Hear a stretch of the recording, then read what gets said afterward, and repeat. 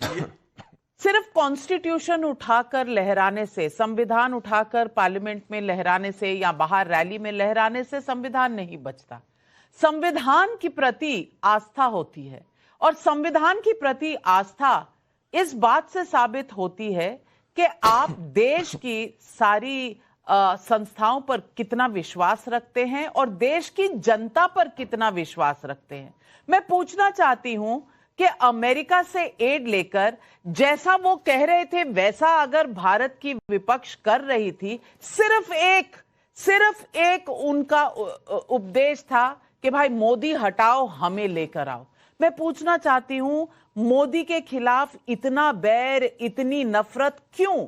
क्या इसके लिए अमेरिका में जहां वोटर टर्नआउट घट रहा था और उसको छोड़कर अमेरिकी एजेंसी यहां पैसा दे रहे हैं, जॉर्ज सोरोस यहां पैसा दे रहे हैं, दाल में कुछ काला नहीं लगता?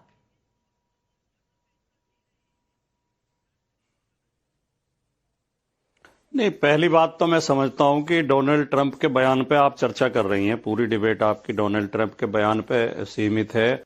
तो भारतीय जनता पार्टी को भी और हमारे मीडिया को भी डोनाल्ड ट्रंप को इतना सम्मान नहीं देना चाहिए और उनकी बात पर इतना विश्वास नहीं करना चाहिए, क्योंकि इस व्यक्ति ने जितना भारतीयों का अपमान किया है और भारत का अपमान किया, उतना इतिहास में किसी ने नहीं किया।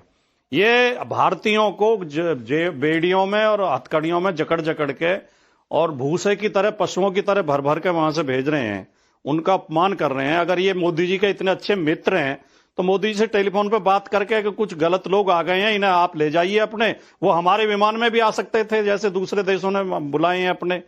दूसरी बात, अगर ट्रंप साहब अमेरिका में हाउडी मोदी कर सकते हैं और अगर मोदी जी इंडिया में नमस्ते ट्रंप कर सकते हैं, तो फिर जो बाइडेन की भी इच्छा हो सकती है कि भाई सरकार, अगर हमारे प्रधानमंत्री अमेरिका के चुनाव को प्रभावित करने का प्रयास कर सकते हैं, तो अमेरिका का भी विपक्ष जो है, दूसरा जो पक्ष है, वो उसने भी थोड़ी बहुत कोशिश की होगी।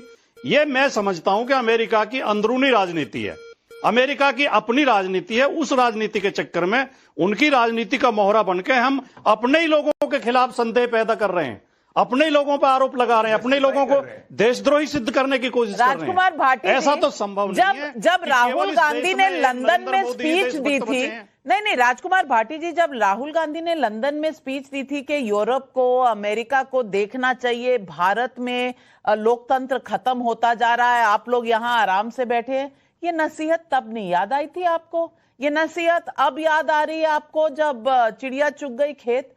सवाल ये है कि तब आपको नहीं लगा था कि अमेरिका और यूरोप से मदद मांगना गलत है किसी भी लोकतंत्र के लिए, और वो भी भारत जैसे स्वाभिमानी लोकतंत्र के लिए?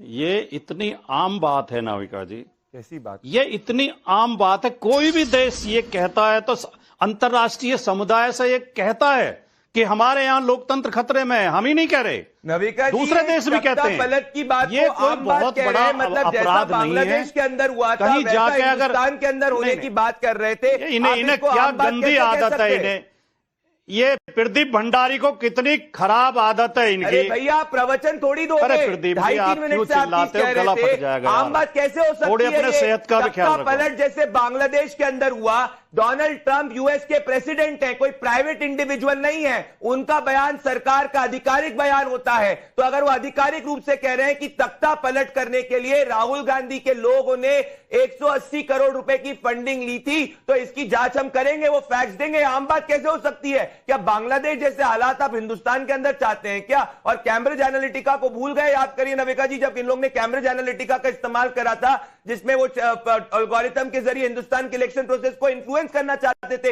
हर बार ऐसा हुआ है। चाइनीज से सीक्रेट एमओयू देश को नहीं पता, निकलेस बन को कह रहे हैं हिंदुस्तान इंटरफियर करे। क्या देश के अंदर के भारी ताकतें इंटरफियर करेगी? ऐसा नहीं है पहली बार हुआ, हमने देखा है कि अमेरिकी इलेक्शन के अंदर भी कैसी बाकी ताकतों ने इंटरफियर किया है। भाटी जी, नेशनल सिक्योरिटी की बात है, कोई नॉर्मल डोमेस्टिक पॉलिटिक्स की बात नहीं है ये। भाटी जी, आप कह रहे हैं ये आम सी बात है, आप कह रहे हैं ये आम सी बात है। आप चाहते हैं अमेरिका हमारे देश के लोकतंत्र में हस्तक्षेप करे, यूरोप हस्तक्षेप करे, आप ये चाहते हैं? हाँ, अमेरिका भारत के लोकतंत्र में हस्तक्षेप कर रहा है या नहीं कर रहा, लेकिन प्रदीप। जय हिंद दोस्तों, अभिषेक ऑफिशियल टीवी में आपका स्वागत है। आपने इस वीडियो के डिबेट में सुना हुआ कि कैसे इसमें बातें चल रही है यूएस एड में, जो कि यूएस एड आया है भारत में जब इलेक्शन हो रहा था। उसमें ये देखा गया है कि यूएस ने कैसे पैसे खर्च किए हैं मोदी को हटाने के लिए। इसका फैक्ट डोनाल्ड ट्रंप ने बोलकर बताया। डोनाल्ड ट्रंप एक चुने हुए राष्ट्रपति हैं जो कि जो भी बातें बोलेंगे वो बहुत ही सोच समझ कर बोलेंगे, लेकिन ऐसा विपक्ष का नहीं मानना। वो बोल रहे हैं उनके बातों पर आप ध्यान देंगे, अगर दूसरे कंट्री थोड़ा सा हस्तक्षेप कर दे तो क्या हो गया। तो उनको लगता है कि ऐसा होना चाहिए और बाद में बांग्लादेश जैसा भारत का भी हाल हो जाना चाहिए। आप क्या समझते हैं, कमेंट कीजिएगा। भंडारी श्रीलंका को भी देख ही लिया एडिटोरियल में हस्तक्षेप खुल्लम खुल्ला कर रहे हैं। ऐसा लगता है कि टाइम्स नाउ का नियंत्रण प्रदीप भंडारी के हाथ में चला गया है। राजकुमार भाटी जी, मैं एंकर नहीं, मैं एडिटर नहीं, मैं शेरनी हूं। मुझे अपना चैनल कैसे चलाना है एडिटोरियली, इसकी नसीहत ना आपसे चाहिए ना प्रदीप भंडारी से चाहिए। और मैं कैसे अपना एडिटोरियल, प्रदीप भंडारी जी मेरे सामने बच्चे हैं, नहीं बच्चे हैं, 30 साल का अनुभव है मेरा, ठीक है। तो आप कम से कम इसकी चिंता ना करें, मैं देख लूंगी, आप अपनी बात करें। नहीं, हमें चिंता करनी पड़ेगी। लोकतंत्र में मीडिया का बहुत बड़ा रोल है। अगर मीडिया को इस तरह नियंत्रित किया जाएगा, आपने एक शब्द नहीं बोला, प्रदीप भंडारी कह रहे हैं 2-2.5 मिनट से भाषण दे रहे हो, चिल्ला रहे हैं बीच में। आपकी डिबेट है नाविका जी, आपको कंट्रोल करना पड़ेगा। आपने मेरे बीच में बोला, मैं एकदम चुप हो गया। हम आपका सम्मान करते हैं और करना चाहिए। तो आपको क्योंकि आप समय तो दे रही हूं ना, आप डिबेट की संचालन कर रही हैं। काउंटर का समय दे रही हूं प्रोफेसर साहब, काउंटर का समय। स्कूल बाद में खोलिएगा, पहले डिबेट पर काउंटर कर लीजिए। आपको मैं आपकी शिष्या बन जाऊंगी। आपके स्वाभिमान को तुरंत ठेस पहुंच जाती है। आपको जरा सा आईना दिखा दो, आप तुरंत नाराज हो जाती हैं। कमाल है, आप तुरंत नाराज हो जाती हैं। मैं नाराज ना हो रही हूं, महान आदमी वो होता है जो हर किसी से सीख लेता है। फिलहाल आप इतनी नाराज होती हैं, मुझे मत सिखाओ। मां, ये आप व्यंग में कह रही हैं। आपने प्रदीप भंडारी को जरा भी नहीं टोका। आप बिल्कुल आस्था जैसे आस्थावान भक्त होते हैं, नहीं सुनते हैं। आप इनकी बेवजह की बातें सुनने को चुप बैठ जाते हैं और हमें टोकती हैं आप। हर जगह यही होना होता है जब इनके पास और ये टाइम्स नाउ चैनल के लिए भी अच्छा करने होते तो ये राजकुमार भाटी जी, मैं आपको 30 सेकंड देती हूँ। आपको कुछ कहना है तो कहिए, नहीं तो आनंद दुबे जी भी बैठे हैं, वो भी अलायंस पार्टनर है आपके, उन्हें भी कहना है कुछ, उनके पास भी जाना है मुझे। आप बोलिए ना। अगर आप यहाँ तक आए तो हमें मुझे केवल काफी पसंद है होगा। आपसे रिक्वेस्ट रहेगी कि आप हमारे चैनल को सब्सक्राइब करके वीडियो को लाइक कर दीजिएगा, बेल आइकन घंटी को प्रेस करना मत भूलिएगा, ताकि ऐसी वीडियो आपको हमेशा मिलती रहे। और जाते जाते इस वीडियो को शेयर जरूर कीजिएगा ताकि सारे लोग इस वीडियो को देख सकें।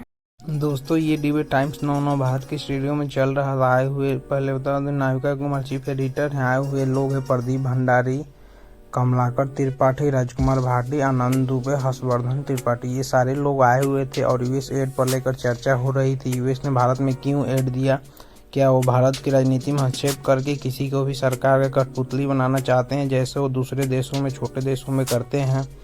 तो आप क्या समझते हैं, क्या दूसरे देश का दखल भारत की राजनीति में होना चाहिए या सरकार के नियंत्रण पर होना चाहिए, या सरकार दूसरे देशों के नियंत्रण करे, ये सही है? कमेंट कीजिएगा। मिलते हैं अगली वीडियो में, तब तक के लिए जय हिंद, जय भारत।